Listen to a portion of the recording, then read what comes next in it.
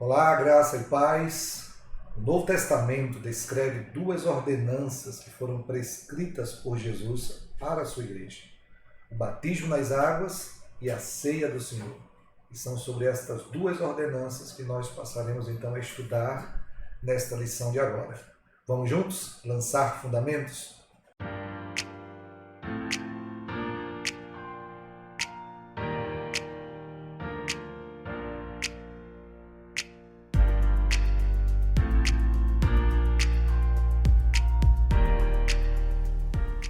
Falando então sobre estas ordenanças, antes de falar de cada uma delas especificamente, deixa eu definir para você dois termos que são importantes para a gente entender o significado deste termo ordenança.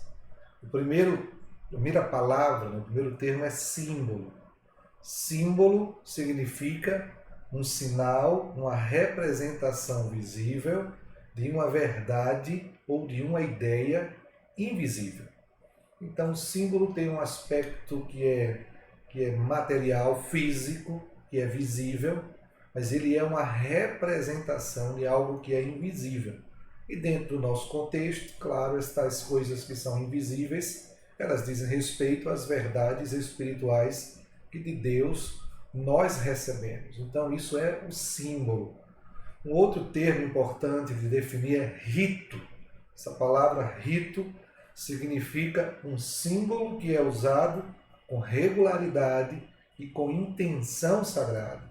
E quando eu tenho um símbolo, então, que regularmente eu utilizo, e a intenção nesta utilização é sagrada, é separada para Deus, isso então a gente chama de rito. Tendo definido essas duas palavras, símbolo e rito, então nós podemos definir ordenança. Entender o que é então ordenança. Ordenança é um rito que é ordenado por Cristo para ser administrado na igreja como um sinal visível de uma verdade cristã. Deixa eu repetir de novo para você. Ordenança, então, um rito ordenado por Cristo para ser administrado na igreja como um sinal visível de uma verdade cristã. E nós temos então, no caso da igreja, duas ordenanças, como falamos, o batismo nas águas e a ceia do Senhor.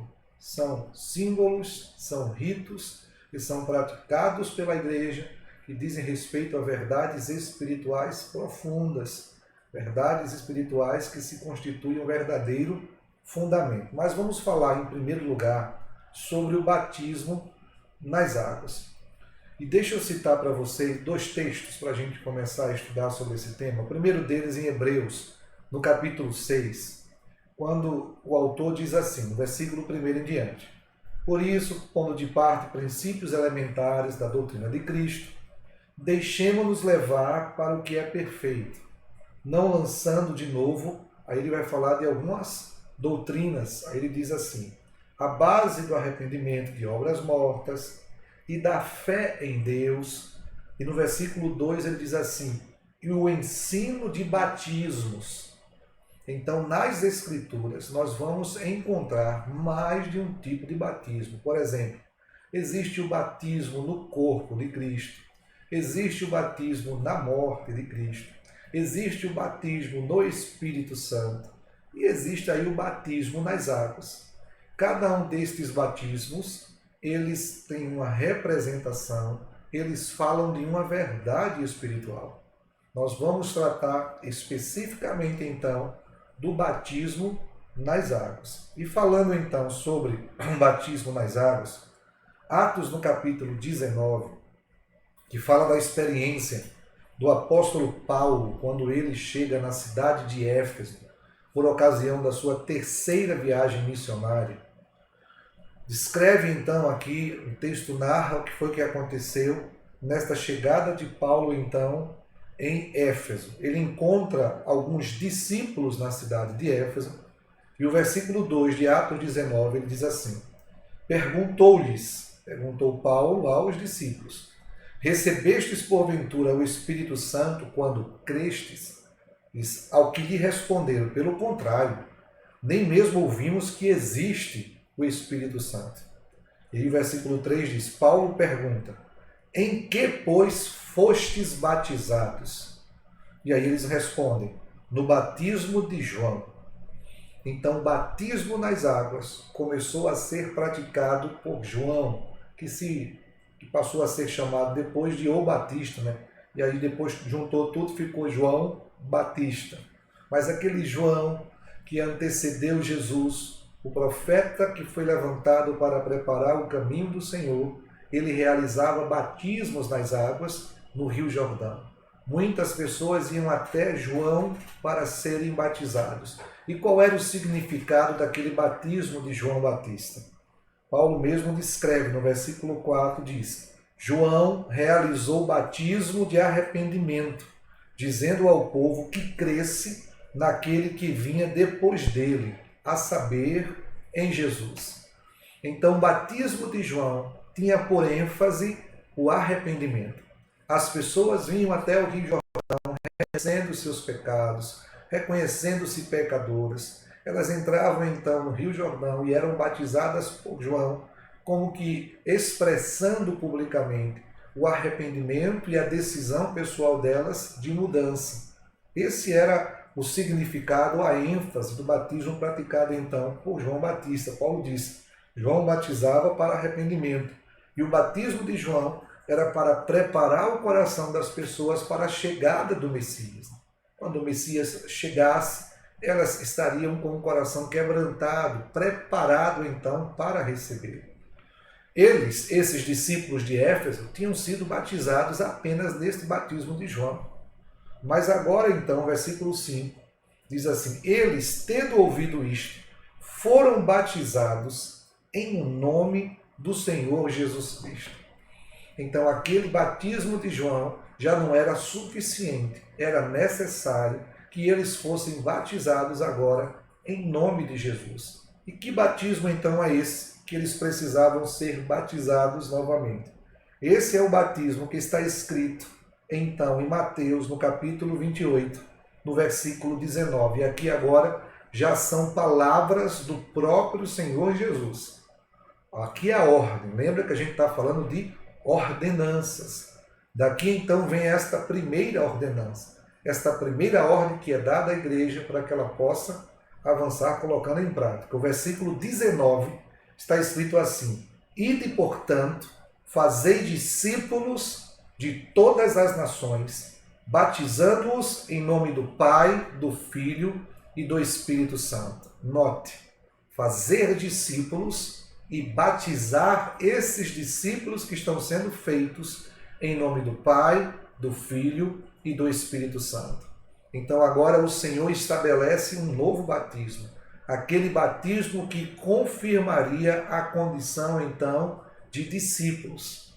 O batismo ordenado por Jesus é um batismo para aqueles que decidiram seguir ao próprio Jesus, aqueles que depositaram nele a sua fé, aqueles que passaram a confiar a sua própria vida a Jesus. Eles devem ser batizados. A igreja foi ordenada então a realizar o batismo destas pessoas que viessem então a crer em Jesus Cristo.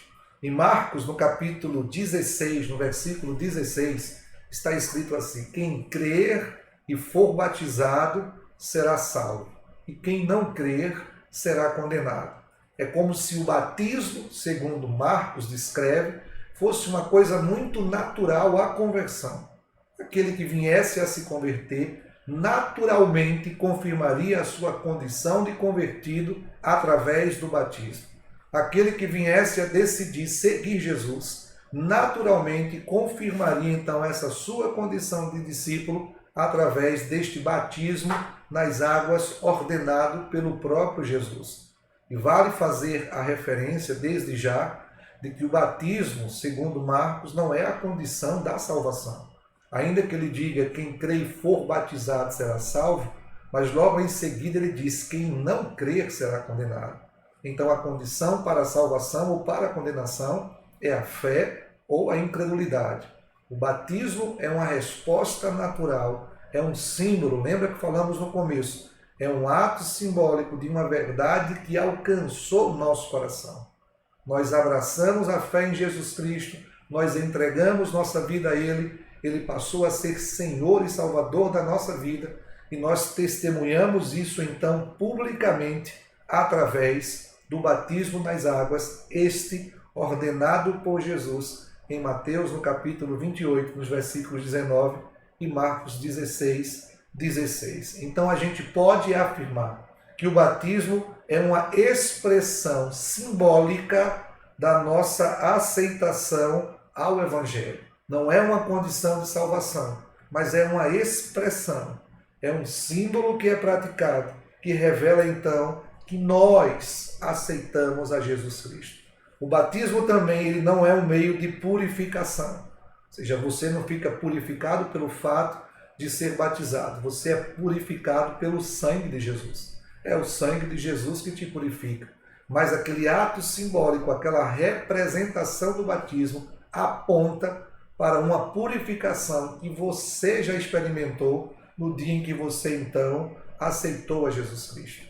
Então, o batismo é este ato simbólico que representa verdades espirituais. As verdades expressadas então no batismo diz respeito ao compromisso, à determinação que nós tomamos ao aceitar Jesus Cristo em andar em um novo caminho, em viver em novidade de vida, deixando para trás o velho homem, as velhas práticas, a vida aprisionada ao pecado, e a partir de então viver em um compromisso de santidade.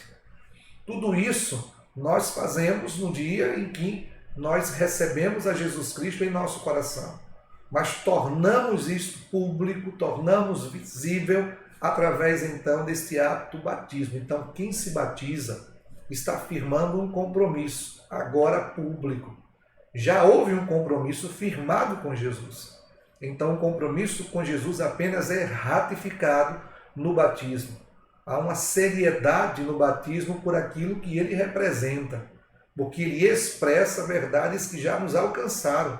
E agora nós tornamos público isso. Estamos dizendo que de fato o sangue de Jesus nos purificou, que a nossa vida agora pertence a Ele, que nós não viveremos mais nas práticas passadas do pecado, não nos deixaremos estar sendo vencidos pelo pecado, não somos mais escravos do pecado, nós agora vamos viver em novidade de vida, como está escrito em 2 Coríntios 5,17, se alguém está em Cristo, é uma nova criação, as coisas velhas passaram, tudo se fez novo. É esta novidade de vida que aquele que se batiza está assumindo publicamente, de viver. Viver nesta novidade de vida. O batismo também, ele é um ato de obediência, um ato de fé. É uma ordem que é dada. Nós nos batizamos porque nós obedecemos a ordem daquele que é o nosso Senhor. Foi ele quem disse que nós deveríamos então nos batizar. Então a gente se batiza. Não há razão para alguém que tem certeza da sua salvação, para alguém que passou pelo novo nascimento, de não se batizar. Quando uma pessoa, muitas vezes, ela evita o batismo, ou ela está vivendo ainda sob o domínio de algum pecado, ou então ela não tem certeza do seu novo nascimento. Porque quem crer e for batizado, ou seja, quem crer naturalmente vai ser batizado. No livro de Atos, depois você pode ler Atos no capítulo 2, a partir do versículo 1, quando fala de Pentecoste, da derramada do Espírito Santo, e Pedro, depois disso, ele vai pregar o Evangelho, e quase 3.000 pessoas se convertem. Logo em seguida, essas pessoas vão ser batizadas. Porque o batismo é esse testemunho público. Se há uma convicção, se há uma certeza no coração, se de fato houve essa determinação de abandonar o pecado, custe o que custar isso, né? Seja o quanto isso pode se tornar doloroso no dia a dia, as renúncias que isso pode trazer, mas quando há esse compromisso, nada impede então as pessoas de serem batizadas. 1 Pedro capítulo 3, no versículo 21, fala de que o batismo é a expressão de uma boa consciência para com Deus. É exatamente isso. Eu estou com a consciência tranquila, eu sei o que Ele fez por mim. Eu sei que eu fui justificado dos meus pecados. Eu criei no perdão dos pecados que eu recebi. Nenhuma condenação mais está sobre a minha vida. Eu não estou vivendo mais sob o jugo do pecado, nem sob a prisão do pecado. Eu estou livre em Cristo Jesus. Não por méritos pessoais, mas por sua graça, por seu amor, né, por sua misericórdia que me alcançou. Pela fé eu recebi tudo isso. Por isso eu posso me apresentar diante dele com uma boa consciência. Não fiado nos meus atos de justiça, mas fiado naquilo que Jesus fez por mim, naquilo que Jesus conquistou por minha vida. Então, o batismo também é a expressão de uma boa consciência. É o reconhecimento que nós não merecíamos nada, mas recebemos tudo. Que nós não tínhamos nada e Ele nos deu tudo. Que nós estávamos afastados e Ele nos aproximou. Que nós estávamos perdidos e Ele nos achou. Que nós estávamos distantes e Ele nos trouxe então para sermos seus filhos, nos tornarmos sua família. O batismo é essa expressão de boa consciência. A palavra batismo, ela vem do grego baptizo. É uma palavra grega baptizo, que significa imergir, né? Molhar, imergir, afundar. Essa é a definição primária deste termo baptizo. Por isso que nós batizamos por imersão. Quando praticamos o batismo nas águas, nós levamos a pessoa lá para aquele tanque, a gente imerge a pessoa dentro da água, né? Porque o próprio termo baptizo significa, então, imersão. Há um livro da história da igreja, escrito por Arthur Stanley, e este homem, um historiador, ele faz uma referência interessante ao batismo. Abre aspas, ele diz: não pode haver dúvida quanto ao fato de que a forma original do batismo era de completa imersão nas águas batismais. E que, pelo menos nos 4 primeiros séculos, qualquer outra forma foi ou desconhecida ou desconsiderada, a menos no caso de uma doença perigosa, ou em algum outro caso excepcional. Então o que ele diz é que até o 4º século, a maneira mais comum de se realizar o batismo era por imersão. Hoje existem igrejas que batizam por aspersão, né? Joga aquela água na pessoa, simbolizando o batismo. Outras batizam molhando a pessoa, derramando água sobre a sua cabeça. Mas nós seguimos a prática daquilo que o termo significa. Batizamos por imersão. Claro que, como aqui foi descrito por esse historiador, há casos que são excepcionais, né? Pessoas que estão enfermas, pessoas que estão acamadas, que não podem descer, então as águas batismais não podem ser mergulhadas. Claro que a gente batiza elas molhando, né? Derramando água sobre a cabeça, não há nenhum problema. O mais importante é o significado do batismo, é o símbolo que ele representa. O batismo simbolicamente representa a nossa morte em Cristo Jesus. Quando a pessoa ela é imersa nas águas, é como que simbolicamente estivesse se dizendo que ela agora foi morta juntamente com Jesus Cristo. Ela foi crucificada com Cristo. Ela morreu para si mesma, ela morreu para o pecado, ela morreu para a sua própria vida. Mas ela não fica debaixo d'água, né? Ela é imergida, né? Ela sobe das águas e isso simbolicamente significa que ela ressuscitou juntamente com Cristo. Ressuscitou para a novidade de vida, ressuscitou para fazer a vontade de Deus, ressuscitou não mais para viver para si mesma, ressuscitou agora para viver para Jesus Cristo, né? Aquele que por ela morreu e ressuscitou. Então este é o simbolismo da imersão e do levantar das águas. Por isso que é desta maneira que a gente então batiza. A partir do termo baptizo, que já significa imersão no seu sentido primário, nós então imergimos as pessoas para significar este sinal público de que elas morreram para si mesmas, morreram para o pecado, foram crucificadas juntamente com Cristo, mas também elas ressuscitaram juntamente com Cristo para viver em novidade de vida. O batismo é esta ordenança, Jesus cumprindo a justiça, ele também foi batizado por João Batista. Ele recebeu o batismo, ainda que ele não tivesse nenhum pecado que se arrepender, mas para que se cumprisse toda a justiça, como ele disse, né? Para que se tornasse um modelo para todos, ele também foi batizado por João Batista. No dia em que Jesus foi batizado, os céus então se abriram e dos céus se ouviu uma voz que dizia: "Este é o meu Filho amado em quem eu tenho prazer." Eu creio na realidade espiritual que envolve o batismo nas águas. Eu creio que aquele é um momento que de fato os céus se abrem sobre a vida daqueles que estão sendo batizados. Eu creio nisso, que uma responsabilidade espiritual maior é conferida, uma graça é dispensada. E o fato de obedecermos à ordenança nos faz participantes da bênção. Somos abençoados à medida então que nós obedecemos. E quem se batiza está se submetendo a uma ordem. Então, por consequência disso, há uma bênção liberada sobre o batismo. O batismo é um marco na vida espiritual. O batismo realmente é um divisor de águas. O batismo ele fala de uma realidade espiritual profunda. Por isso não pode ser negligenciado, não pode ser desprezado, deve ser praticado como um resultado de amor e de obediência àquele então que nos chamou. Como igreja, nós não batizamos crianças, porque nós acreditamos naquilo que está escrito em Mateus 28:19. O batismo é para discípulos. Fazei discípulos de todas as nações, batizando-os. Discípulo é aquele que toma uma decisão consciente de que quer realmente seguir Jesus Cristo. Uma criança ainda não tem como tomar esta decisão consciente.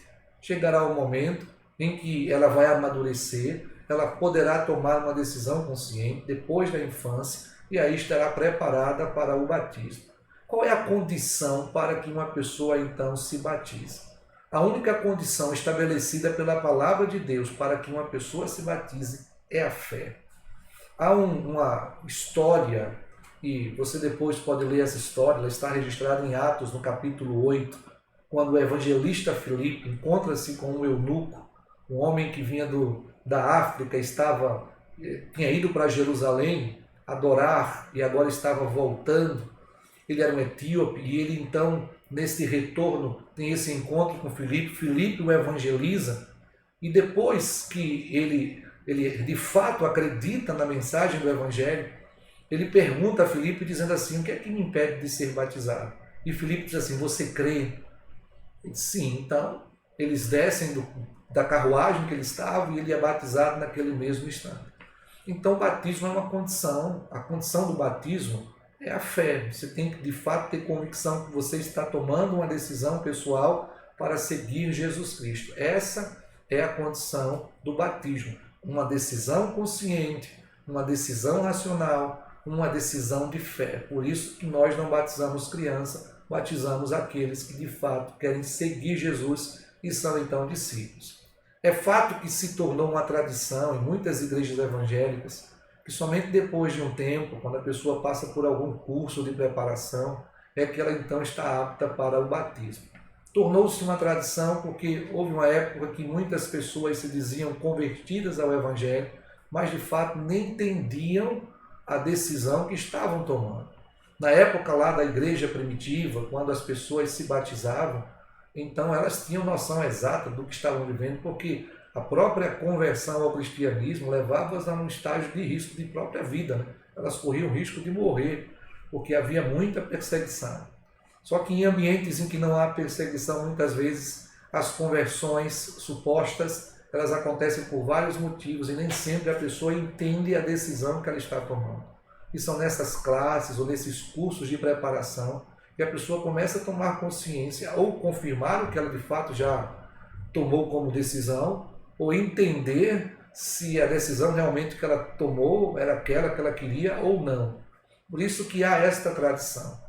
Nós, por exemplo, como igreja, nós sempre praticamos o batismo depois da Universidade da Vida. Né? Começamos a Universidade da Vida, as pessoas, os novos convertidos, eles entram na Universidade da Vida, e depois da Universidade da Vida, então, há o batismo. Mas nada impede que uma pessoa, assim que ela se converta, ela venha se batizar, porque a única condição, do ponto de vista da palavra de Deus, para o batismo, é a própria fé em Jesus Cristo, é o reconhecimento da obra de Cristo na cruz do Calvário e é a manifestação de uma vida que produz frutos dignos de arrependimento. Então, o batismo é um ato de fé, é uma resposta de obediência, é um ato simbólico que apresenta, então, publicamente que a pessoa morreu em Cristo, morreu para o pecado, mas ressuscitou com Cristo para uma novidade de vida. O batismo, geralmente nas igrejas, traz a pessoa da condição de congregado para membro da igreja. Quem se batiza torna-se membro de uma igreja local, passa a fazer parte, então, desta igreja e a estar submissa à liderança da igreja para seguir na orientação que Deus dá para a igreja. Então, todas estas coisas estão relacionadas ao batismo nas águas. Como igreja, seguimos esta ordenança e sabemos que debaixo da obediência está então a bênção de Deus. Amém? Vamos seguir e vamos falar agora a segunda ordenança, que é a ceia do Senhor.